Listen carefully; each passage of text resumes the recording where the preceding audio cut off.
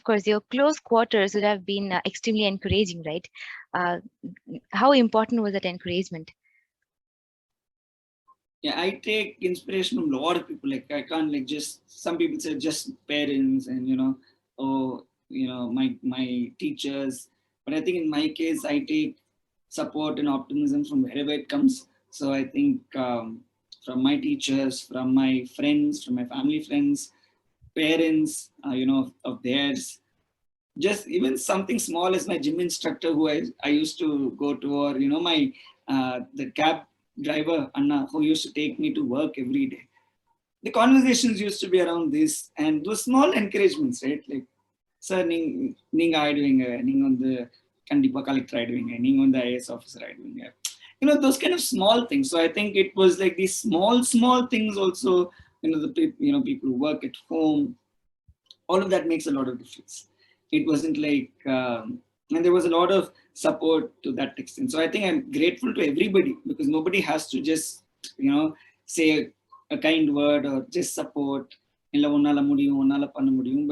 my colleagues in particular, I was working at a startup called ChargeBeat, very supportive, right? And the kind of mentors, my boss, my colleagues, my director, my CEO, very, very inspiring. Their own work ethic, the company's ethos, the people who were around. So I wrote this time when I wrote, I was working continuously. So I only took breaks and they were kind enough to give me breaks. கொஞ்சம் leave வேணும்னாக்கா ஒரு மாசம் leave வேணும்னாக்கா இன்னும் யாருக்கும் கொடுக்க மாட்டாங்க. But they were kind enough to give me that 1 month leave and all of that, because that help, that support to say, okay, you can always go back to a job, it's a good job and all of that. So it was a much bigger support system. Like my friends used to just come home, so I really didn't have to be scared of being socially isolated. So they used to come home, they used to visit, they used to make plans in such a way that I can still step out once in a while. Two of my very close friends were in Chennai at that time, which I think was a very important factor of me clearing this exam. They left after that. Both of them went abroad immediately after I wrote my mains exam. So I think them being there at a very crucial moment also, I think it all just fell into place. So close quarters is not just family, best friends, but I think is all those small, tiny interactions of optimism. You go to a temple, what the priest says, you go to, the beach, you with your friends, what those nice words, some random auntie says, it just all adds up.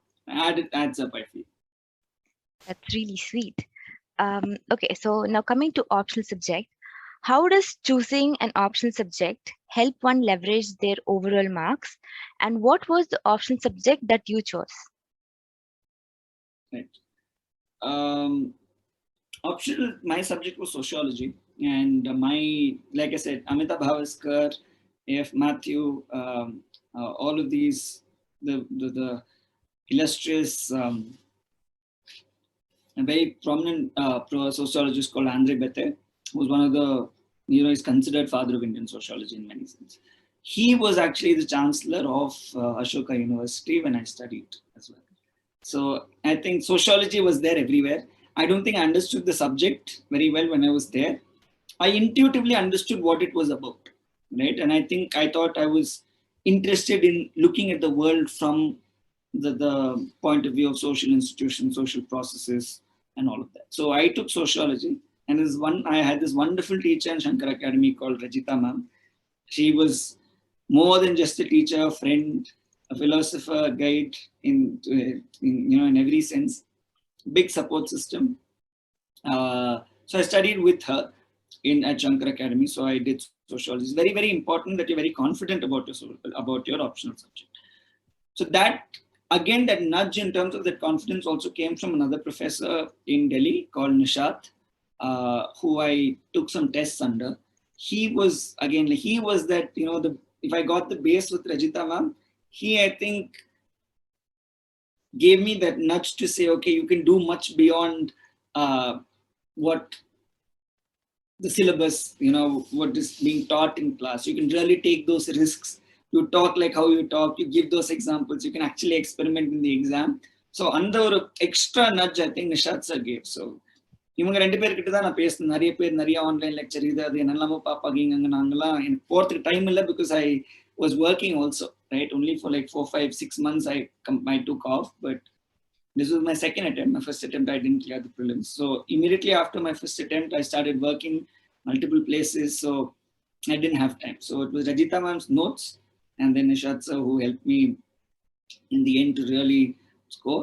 But yeah, optional is very important. Even in this year's results, it became very important because that gives you that solid framework. Okay, matta subject la konja weak irundha kuda inda subject la nalla pannaka it will help you get into the rank list. So to actually get a good rank, being above average in your optional subject is absolutely essential. Okay, that's insightful. Now coming to interviews, what was your preparation methodologies for the interview round? So interview is actually, I think it's a very important process that people really need to prepare for. Even this interview, we're doing it impromptu.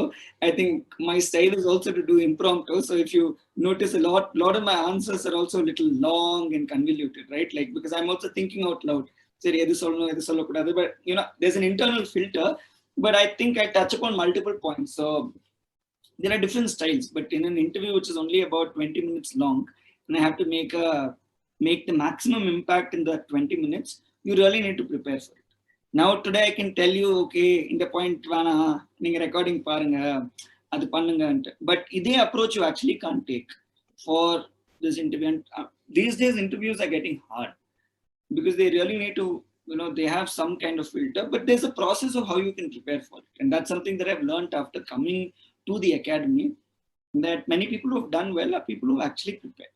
And it's again about knowing the audience. Neenga public service kulla poringanaka and ஒரு sense of empathy, or sense of compassion, and ஒரு sense of wanting to give back, and ஒரு sense of why you want to do this, right? And all of that needs to come out very clearly. You're not sitting for a corporate interview. இது இல்லைன்னா நான் என்ன வேணா பண்ணுவேன், எனக்கு வந்து இது பண்ணா பெரிய ஆளானும், அது மாதிரி you can't really talk here, right? So if just because you can speak Tamil well, if you're taking the exam in Tamil or, you know, any other language, or in English, yes, because you can speak well does not mean you can crack an interview. Because the questions now that we're speaking also is much easier. It's about my life. But for you to be very specific, for you to be succinct, for you to make that impact. Now I can tell you, okay, I did this because of so and so, but is it aligned to that job, right? Is it really aligned to you wanting to do that public service? So there's a syllabus actually for the interview, and many people don't read the syllabus. So you should look up what the syllabus for the interviews. It's a 4, 5, 6 line, very beautifully written by the commission, which comes out every year when, you know, you have to apply for the exam. So I think I urge everybody to watch that. And some common things that I've noticed from all toppers is that sense of humility, sense of intellectual curiosity, a sense of accepting if you don't know, and also that sense of confidence and the reason of why you want to get into this. So how do you substantiate, how do you want to get into this, is through examples.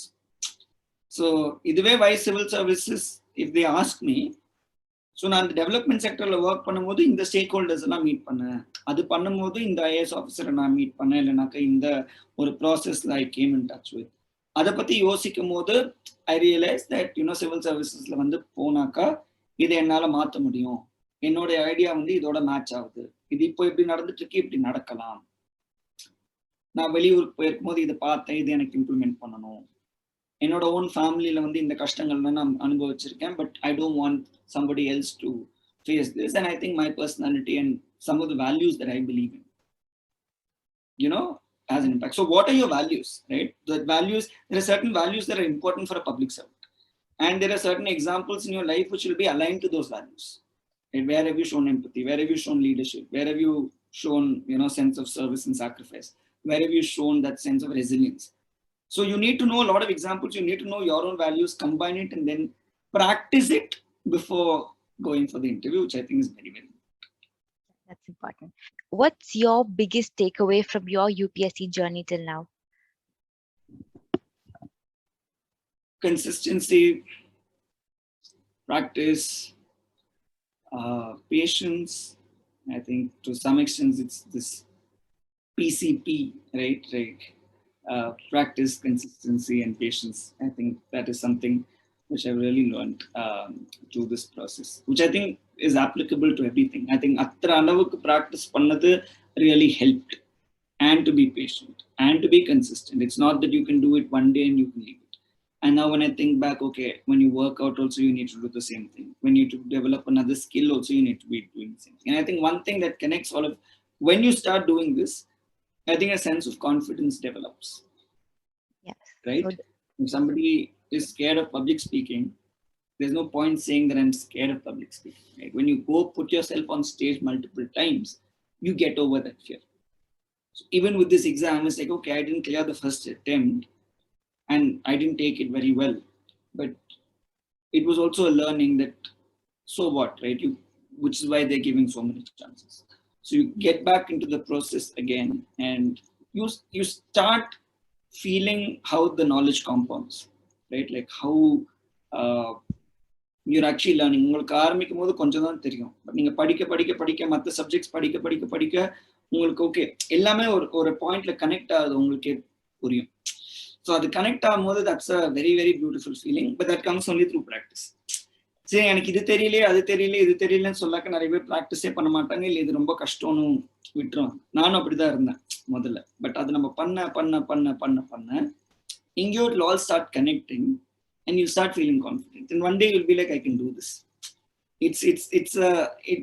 I don't know how to explain it, but it's even if you read a lot of books these days, that's what they speak about, right? It's that consistent practice that actually compounds, and then you actually become a master. So that's now a big takeaway which I want to implement again in my life. I think this was a good goal which we achieved. I think now when we're going to go to the field as field officers, I think this framework, I think I'll start applying again.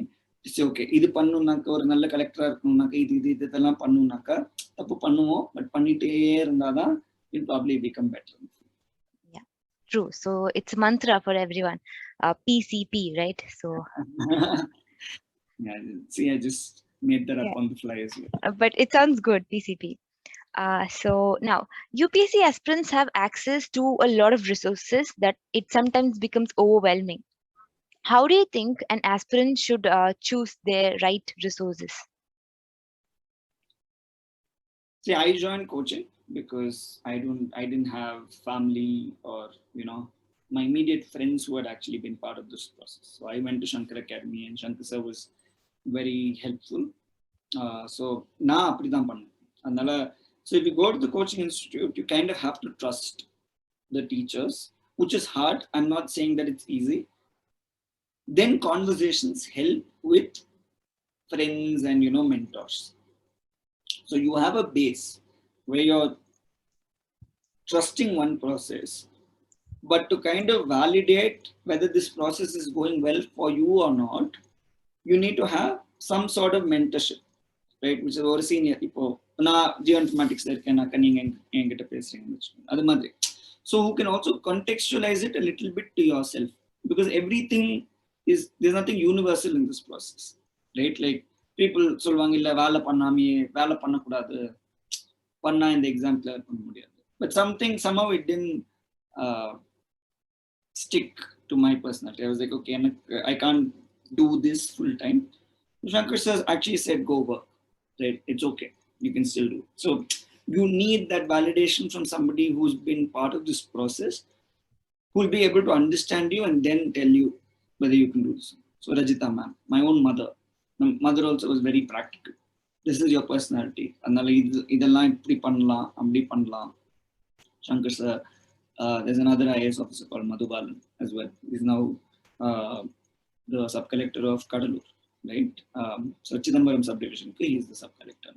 அதனால he was very very helpful, right? அதனால some sort of this mentorship also required after having a base. அவங்க தான் இந்த extra பண்ணீங்கன்னாக்க இதெல்லாம் தேவையில்லைன்ட்டு they'll help you cut it. As much as I can tell you that, okay, நம்மளையே வந்து அதை பண்ணலாம் அப்படின்னு சொன்னா, it's actually hard. You need that ஒரு third person, சரி இது வேண்டாம் இது பண்ணலன்னா கூட you will be able to do well, right? Like when I came back from Ashoka, I realized that you needed to know too many things. So I still remember my mother taking my mother to the institution just to meet the faculty members. And she met one of the faculty, and the faculty member said, ma'am இவனை வந்து ரொம்ப இந்த dead talk அதெல்லாம் வந்து ரொம்ப பார்க்க விடாதீங்க இந்த எக்ஸாம்க்கு. he didn't say ஜென்ரலா பார்க்க வேண்டாம், but he said there's a process for this exam. அதுக்கு இதெல்லாம் தேவையில்லை, நீங்க இதெல்லாம் பண்ணாதான் இது கிளியர் பண்ணுவான்ட்டு இவனுக்கு ஒரு நோஷன் இருக்கு. பட் அது தேவையில்லை, நாங்க நிறைய சொல்லி கொடுக்குறோம், ஒரு அளவுக்கு ஜென்ரல் காமன் சென்ஸ் இருந்தாலும் you can clear this exam அப்படின்னு சொன்னதுனால my mom was very specific, like you know how much I talk, how much I watch. So if I over intellectualize about things, she used to be like இதெல்லாம் இந்த எக்ஸாமுக்கு தேவையில்லை, நம்ம முதல்ல exam clear பண்ணலாம். Not in a discouraging way, but just to let us know where to draw the line. So I think that third person helped me to have such conversations who will be able to guide you in the process. Otherwise you'll make the same mistakes.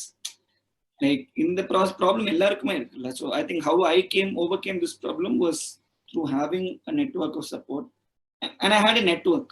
So you cross line ஒருத்தர் சொன்னாருக்கு, சரி அம்மா நீங்க சொல்லுங்க, சரி okay ma'am சொல்றாங்க, எனக்கு okay எனக்கு இது சரியா படல. So there's 2-3 people, and then I made a very good friend also in the process in my second attempt, who's also now an IPS officer.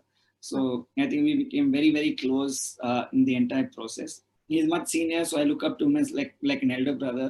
So he also used to like bounce off a lot of ideas. It was like me talking for 90% of the time and then him just correcting things for 10%. But அவர் எதாவது சொன்னார்னாக்கா அந்த 10% that used to stick a lot, and I used to take it seriously and then work on it. Okay, beautiful. Can you brief about your study routine during UPSC preparation? My study routine when I was working was different from when I was not working. When I was not working full time, when I studied, like about 6 to 8 hours was in the academy.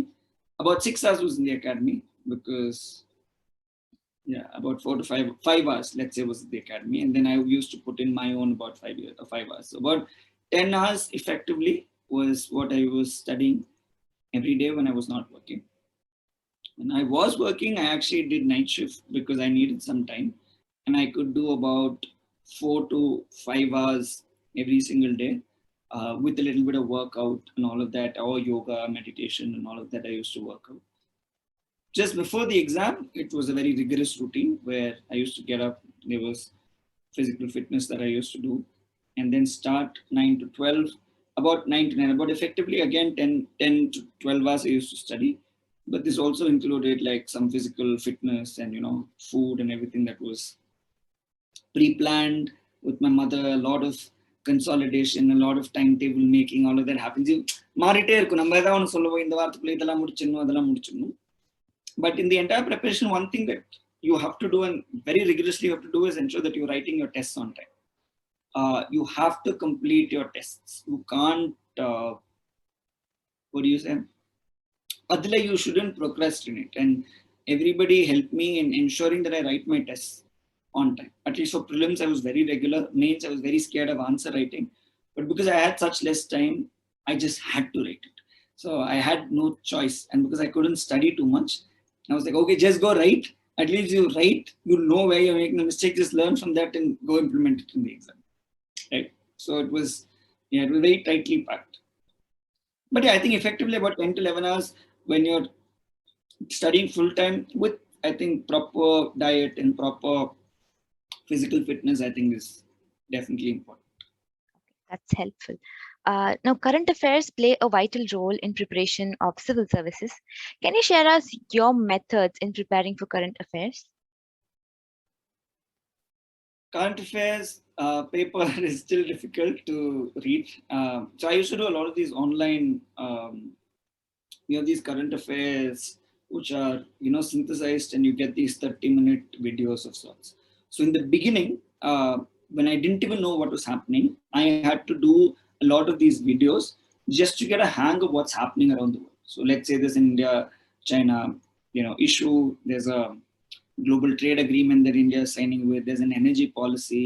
There's elections, and there's something like no confidence motion that's being undertaken in the parliament. These are things which are very new to us. So you really don't understand head or tail of what's happening. So what I did was, like, I used to go to classes, but classes were parallel nadakum, but current affairs will not stop for classes, right? So these, and you have some fabulous videos now. I don't really know what's currently there, but really nice videos which condenses what is happening and explains the context, what it is, the way forward, pros and cons, everything. ஒரு ஆன்சர்ல எழுதுற மாதிரியே they will explain it. Initially அது நிறைய பண்ணேன். அது ஒரு அளவுக்கு once you get the hang of it, you can read the paper, you can just skim through the paper very quickly. Right? You can go through the editorials. And of course, you have these compilations also. So you just read one of these compilations, you already have context, you skim through the paper. So when you read these compilations, whatever facts that are missing, which you've missed out on, you learn. Yeah. And the best way to learn current affairs, I think, is also to just write tests. Because when you write tests, you make those mistakes. You wouldn't have seen those things and you wouldn't have found those things important. But you just train your brain to laterally connect what's happening. Because these days, the UPSC prelims papers are very hard.